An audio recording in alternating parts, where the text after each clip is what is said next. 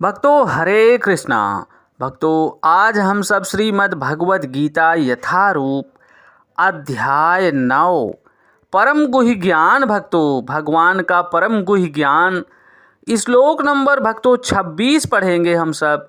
उससे पहले हम सब भगवान की मंगलाचरण स्तुति करेंगे।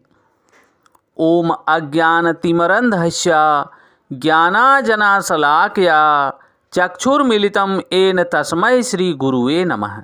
श्रीचैतन्यमनोभीष्टं स्थापितं येन भूतले स्वयं रूपः कदा मह्यं ददाति स्वपदान्तिकम्।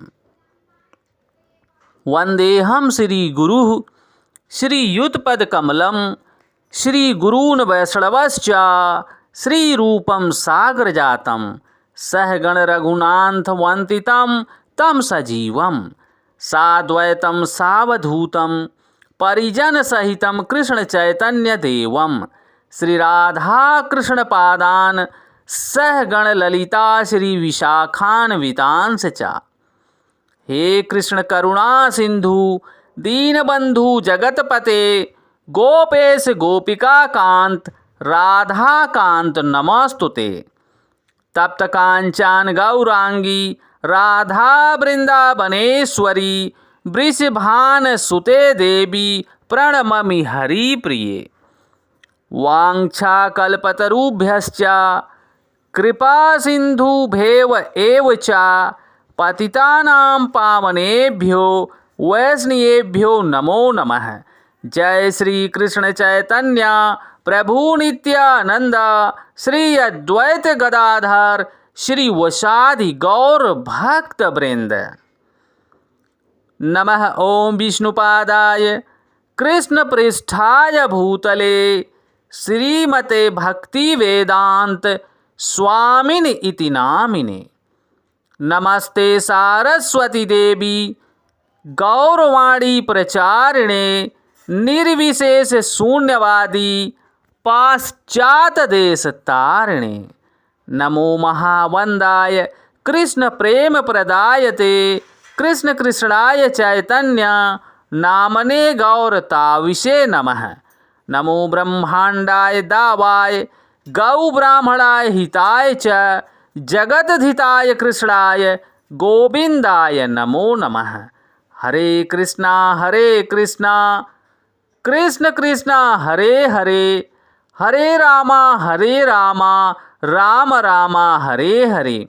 हरे कृष्णा कृष्ण कृष्ण हरे हरे हरे रामा राम राम हरे हरे। भक्तों भगवान इस श्लोक में बोल रहे हैं, पत्रम पुष्पम फलम तोयम यो मे भक्तया प्रयच्छति तदहम भक्तयुपहतं श्रमि प्रयता आत्मनाः। भक्तों एक बार मैं दोबारा पढ़ रहा हूँ भक्तों, कृपया आप सब ध्यान देना भक्तों। पत्रम पुष्पम फलम तोयम यो मे भक्तया प्रयच्छति तदहम भक्तयुपहतं श्रामि प्रयात आत्मनाः।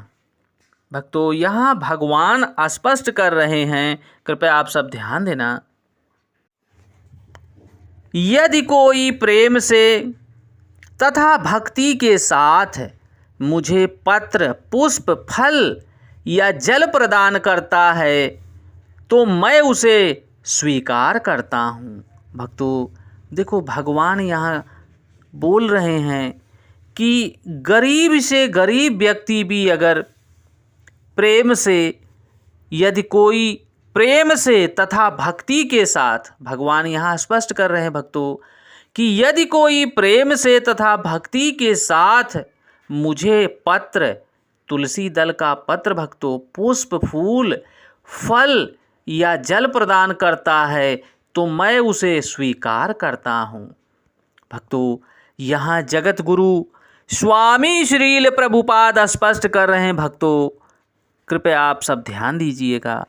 नित्य सुख के लिए अस्थाई आनंदमय धाम प्राप्त करने हेतु बुद्धिमान व्यक्ति के लिए यह अनिवार्य है कि वह कृष्ण भावना भावित होकर भगवान की दिव्य प्रेममयी भक्ति में तत्पर हो जाए। भक्तों देखिए, यहाँ पर हमारे जगत गुरु स्वामी श्रील प्रभुपाद स्पष्ट कर रहे हैं भक्तों कि नित्य मनुष्य को इस धरा पर भगवान के कृष्ण भावना भावित होकर भगवान की दिव्य प्रेममयी सेवा करते हुए तत्पर रहना चाहिए। ऐसा आश्चर्यमय फल प्राप्त करने की विधि इतनी सरल है भक्तों कि निर्धन से निर्धन व्यक्ति को योग्यता का विचार किए बिना इसे पाने का प्रयास करना चाहिए। इसके लिए एकमात्र योग्यता इतनी होनी चाहिए कि वह भगवान का शुद्ध भक्त हो, और इससे कोई अंतर नहीं पड़ता भक्तों कि वह क्या है, किस कुल से है, किस वर्ण से है। इन सब बातों का कोई फर्क नहीं पड़ता भक्तों, वह केवल भगवान का शुद्ध भक्त है। और कहाँ स्थित है? यह विधि इतनी सरल है कि यदि प्रेम पूर्वक एक पत्ता, थोड़ा सा जल, फल भगवान को अर्पित किया जाता है तो भगवान उसे सहर्ष स्वीकार करते हैं। अतः किसी को भी कृष्ण भावना अमृत से रोका नहीं जा सकता, क्योंकि यह सरल है और व्यापक है। एक ऐसा कौन मूर्ख होगा जो इस सरल विधि से कृष्ण भावना भावित नहीं होना चाहेगा और सच्चिदानंदमय जीवन की इस परम सिद्धि नहीं चाहेगा। भगवान श्री कृष्ण को केवल प्रेम भक्ति चाहिए और कुछ भी नहीं चाहिए भक्तों। भगवान श्री कृष्ण को अपने शुद्ध भक्तों से एक छोटा सा फूल तथा ग्रहण कर सकते हैं, किंतु जो भक्त नहीं हैं उनकी कोई भेंट नहीं चाहते भगवान। उन्हें किसी से कुछ भी नहीं चाहिए, क्योंकि वे आत्मतुष्ट हैं। तो भी वे अपने भक्तों की भेंट प्रेम तथा स्नेह के साथ विनिमय में स्वीकार करते हैं भक्तों।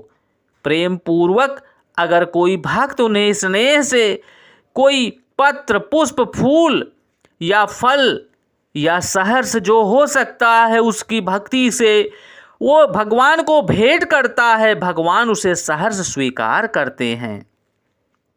भक्तों, कृष्ण भावना अमृत विकसित करना जीवन का चरम लक्ष्य होना चाहिए।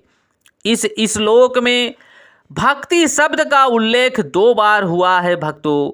यह घोषित करने के लिए हुआ है कि भक्ति ही कृष्ण के पास पहुंचाने का एकमात्र साधन है।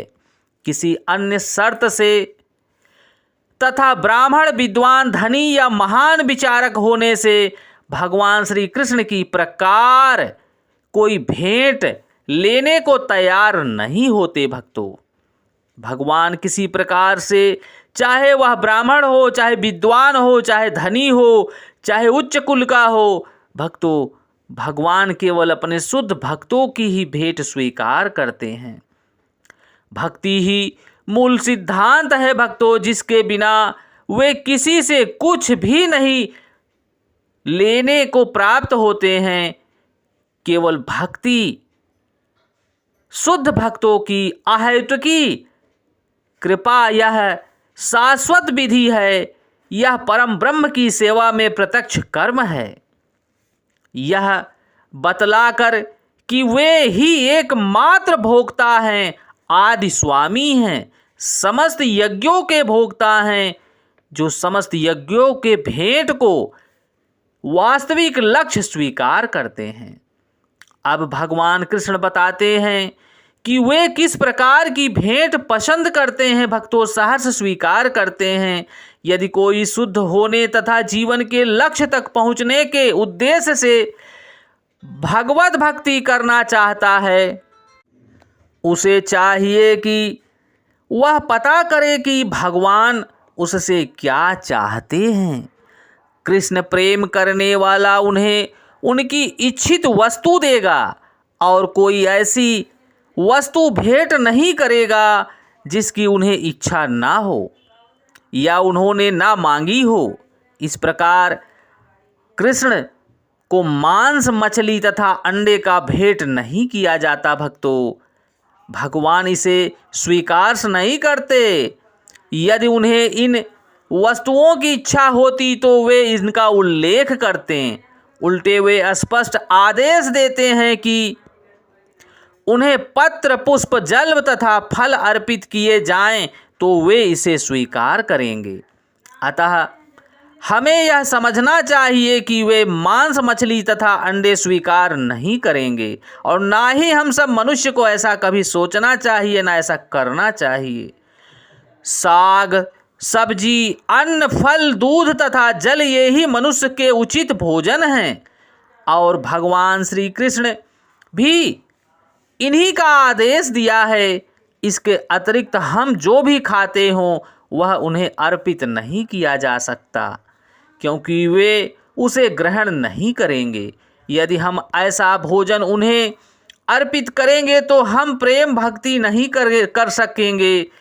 भक्तों, तृतीय अध्याय के 13वें श्लोक में भगवान श्री कृष्ण बताते हैं कि यह यज्ञ उच्छिष्ट ही शुद्ध होता है। अतः जो लोग जीवन में प्रगति करने तथा भाव बंधन से मुक्त होने के लिए इच्छुक हैं उन्हें इसी को खाना चाहिए। जो शुद्ध प्रकृति देवी अन्न, साग, फल, फूल, दूध जो दे रही हैं इसी को खाना चाहिए। अगर वह भगवान से प्रेम करता है, भगवान को प्राप्त करना चाहता है तो उसे शुद्ध वैष्णव होना चाहिए।